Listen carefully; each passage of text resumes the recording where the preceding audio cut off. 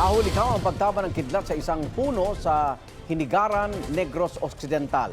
Kwento ni U.S. Cooper Emmanuel Ontiveros, galing silang magkakaanak sa Don Salvador Benedicto at bumabiyahe pa uwi sa Himamaylan City nang abutan sila ng masamang panahon. Nakuna ng dashcam. Nasa sakyang minamaneo ng bayaw ni U.S. Cooper Emmanuel ang biglang pagguhit at pagtama ng kidlat sa isang puno ng nyog na nasa tabing kalsada. Maswerteng hindi bumagsak ang puno na may apoy sa itaas na bahagi nito. Nasa 20 metro ang layo raw ng sasakyan mula sa tinamaang puno. Sa Hamindan Capiz naman, dead on arrival sa ospital ang 18 taong gulang dahil sa pagtama rin ng kidlat malapit sa kanyang kinatatayuan. Sugatan naman ang dalawa niyang kasama.